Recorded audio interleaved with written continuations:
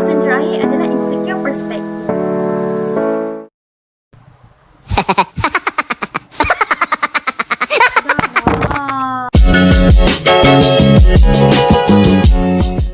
Assalamualaikum dan hai semua, bertemu kita dalam segmen EV General Knowledge. Walaupun ramai terkesan dengan isu COVID-19, namun anda sudah suratan jodoh, pasti tiada siapa yang mampu menolaknya. So, hari ini saya nak share 5 tips asas untuk seorang pengacara mengacarakan sebuah majlis perkahwinan. Sebagai seorang pengacara, tips yang pertama adalah dengan membuat kajian dan pembacaan terhadap majlis perkahwinan yang bakal diacarakan sekurang-kurangnya 2 hingga 3 minggu sebelum majlis berlangsung. Okey, kita perlu dapatkan maklumat yang tepat, terperinci dan jelas daripada pengurus majlis perkahwinan tersebut. Sebagai contoh, waktu, tempat majlis berlangsung, nama senarai tetamu jemputan, senarai VIP dan yang paling penting adalah nama pasangan mempelai ataupun pengantin yang bakal kita raikan.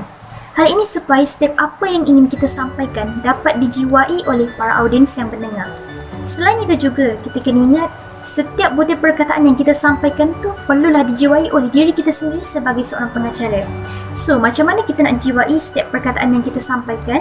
Adalah dengan 2 cara, iaitu fokus kepada penyampaian intonasi dan juga nada suara.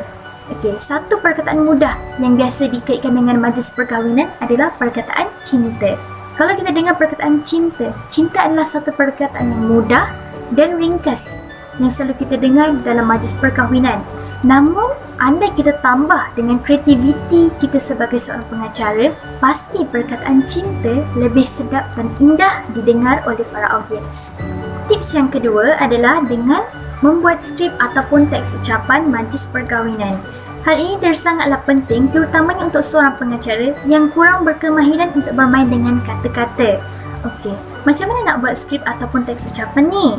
Pergi dekat internet, petik je jari, berlambak, semua skrip keluar, macam-macam kita boleh jumpa.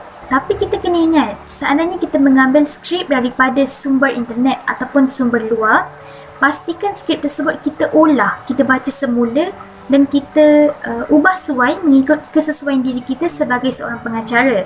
Sebab apa? Ada setengah skrip ni menggunakan bahasa ataupun perkataan yang kurang menepati standard ataupun protokol majlis perkahwinan. Dan satu benda yang paling penting sepanjang pengalaman Mia dengan MC Vengeance di Unit 10, ini satu tabiat yang Mia rasa semua pengacara perlu elakkan, iaitu sikap memandang enteng ataupun pandang remeh dengan isu skrip ataupun teks ucapan majlis. Ada setengah MC yang Mia nampak bila mereka dah ada skrip ataupun teks ucapan yang diorang ambil daripada sumber luar ataupun internet, ataupun ada individu lain yang sudah menguruskan skrip tersebut untuk mereka, mereka bertindak untuk sambil lewa, goyang kaki je, tak baca balik, tak ulah semula. Bila berlaku macam ni, nanti masa majlis, tengoklah sendiri apa jadi. Bila tengah live majlis, masa itulah lidah nak tergeliat, nak tersasul. Paling teruk kalau salah sebut nama pasangan pengantin. Siapa nak tanggung malu? Masa tu nampaklah diri kita ni kurang profesional sebagai seorang pengacara. So, nak elakkan perkara-perkara macam ni berlaku, pastikan macam yang cakap tadi, buat skrip, buat teks ucapan. Bila dah buat ataupun dah ambil daripada sumber luar, baca balik, kita olah semula, supaya sesuai dengan pengacaan kita. Sebab ada setengah perkataan yang mungkin sedap dengar tapi kita susah nak cakap, kita rasa tak confident. Daripada niat kita nak meraihkan majlis, nak menceriakan hari-hari orang lain, tapi at the end of the day kita sendiri rasa down sebab kesilapan yang mudah. Tips yang seterusnya adalah dengan memperbanyakkan latihan. Kita selalu terdedah dengan quotes practice makes perfect. Walaupun kedengaran agak klise, tapi itulah hakikatnya. Back to basic memang kena berlatih. Sesetengah MC mengambil mudah isu ini dan mereka lebih bertindak untuk goyang kaki, lepas tangan dan rasa semua kerja dah sempurna bila dah dapat skrip untuk suatu majlis, termasuklah majlis perkahwinan. Posibiliti untuk berlaku kesilapan itu adalah tinggi. Macam yang Mira dah sebutkan untuk poin yang sebelum ni. Contoh kesilapan yang biasa orang buat adalah tersasul, salah sebut nama pasangan pengantin ataupun mempelai, salah sebut perkataan, salah penggunaan intonasi dan sebagainya, macam-macam lagi. Tapi sebenarnya Mira nak kongsikan, bila kita banyakkan latihan, kita bukan sahaja dapat melancarkan pembacaan kita bila mengacarakan majlis perkahwinan, lama-kelamaan kita akan jumpa style ataupun tempo pengacaraan diri kita sendiri. Dan sebab apa? Bila kita banyak berlatih, kita banyak bertutur, banyak bercakap, lama-kelamaan kita akan jumpa kelebihan diri kita ataupun kita akan jumpa kekurangan diri kita, mungkin daripada sudut intonasi, pengawalan suara dan sebagainya. Dan pada masa yang sama, kita mungkin akan jumpa kelebihan yang tidak kita sedari ada dalam diri kita.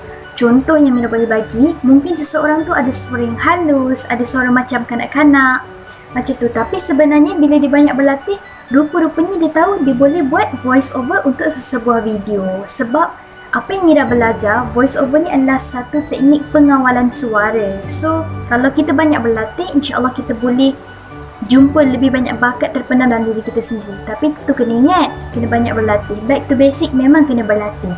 Dan pada masa yang sama, jika kita memperbanyakkan latihan, aura ataupun karisma kita sebagai seorang pengacara itu akan terselah dengan sendirinya. Bak kata salah seorang host terkenal Malaysia, iaitu Petri Yahya, menjadi seorang MC ni bukanlah sekadar bercakap, tapi sebenarnya menjadi seorang penyampai, moderator dan juga inspirasi kepada masyarakat. Tips keempat yang saya nak kongsikan dalam pengacaraan majlis perkahwinan adalah dengan menyelitkan konsep berpantun dalam skrip ataupun teks pengacaraan. Sebab apa? Selain daripada selingan muzik dan sebagainya, pantun bertindak sebagai penyelamat untuk menaikkan lagi seri majlis perkahwinan yang kita bakal acarakan. Dan di Malaysia sendiri, masyarakat kita memang sudah terdedah dengan bahasa-bahasa yang indah dalam rutin seharian ataupun dalam kebudayaan.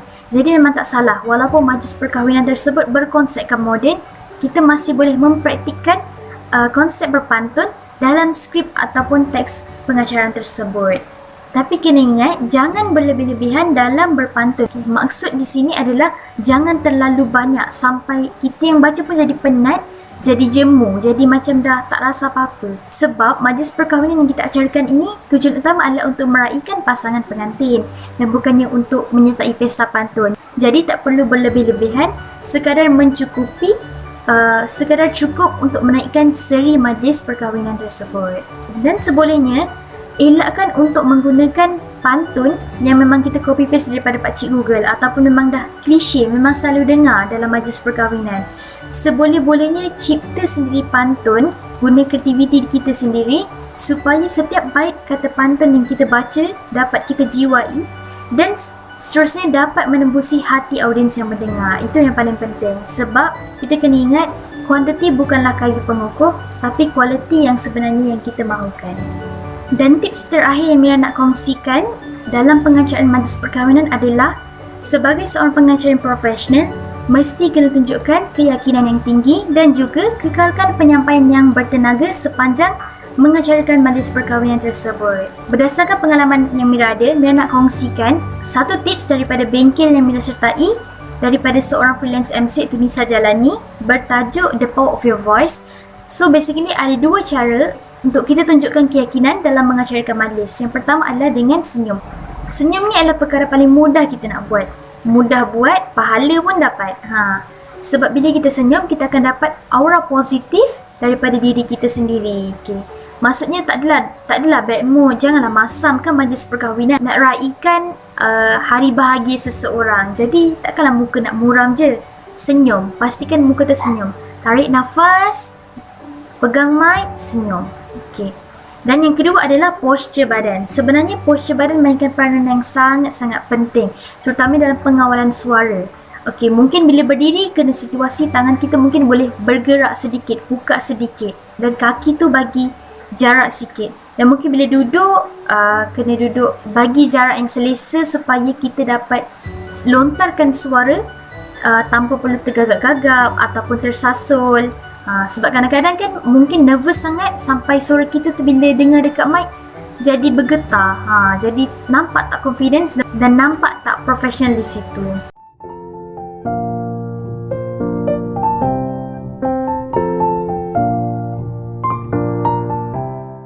Dan mungkin ada yang akan bertanya, macam mana kalau tak yakin juga?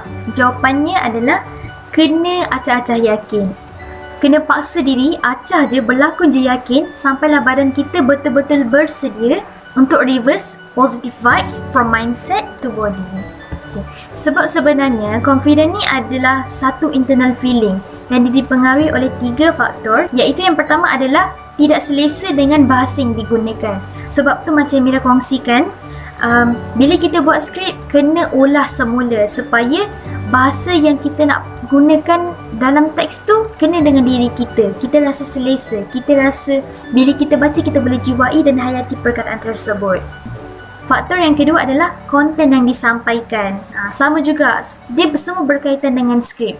Bila kita dapat skrip, olah semula, baca, banyakkan berlatih. Sebab mungkin ada setengah skrip tu tidak menepati standard ataupun protokol majlis perkahwinan. Dan faktor yang ketiga adalah insecure perspektif. Insecure ni memang kita tak boleh elak sebab internal feeling, dan memang hebat macam mana pun masih akan rasa insecure. Sebab tu kita kena berlatih, kena train diri kita supaya sentiasa confident, kekalkan penyampaian yang bertenaga sepanjang masa. Jadi, berdasarkan 5 tips asas untuk mengacarkan majlis perkahwinan yang sudah Mira kongsikan sebentar tadi, dapat kita simpulkan di sini bahawa kerjaya sebagai seorang pengacara bukanlah sesuatu yang mudah dan bukanlah sesuatu yang boleh dipandang sebelah mata dan dianggap enteng. Mungkin dari sisi pandangan masyarakat, kerjaya sebagai seorang pengacara hanya perlu membaca skrip ataupun bercakap di hadapan kamera ataupun bercakap live di hadapan audiens. Dan itu sebenarnya adalah tanggungjawab kita sebagai seorang pengacara yang profesional untuk membuktikan kepada masyarakat bahawa kerjaya sebagai seorang pengacara memerlukan daya keyakinan, fokus yang tinggi dan juga kreativiti yang tinggi untuk merealisasikan tanggungjawab sebagai seorang pengacara yang berkredibiliti. Dan sedikit perkongsian daripada Mira, mungkin anda sebagai pengacara yang baru ataupun sudah lama berkecimpung dalam dunia pengacaraan boleh mencontohi beberapa hos ataupun pengacara terkenal Malaysia seperti Ahmad Zaki Yahya, Hairul Anwar dan ramai lagi. Jadikan mereka satu idola ataupun sebagai satu contoh yang baik untuk kita ikuti dan cuba sesuaikan konsep pengacaraan dengan cara ataupun tempo anda sendiri sebagai seorang pengacara. Jangan lupa untuk like dan subscribe channel ini. Tinggalkan jejak anda di bahagian komen yang positif dan kongsikan pandangan anda mengenai video ini. Spread love, no hates, and see you in the next video.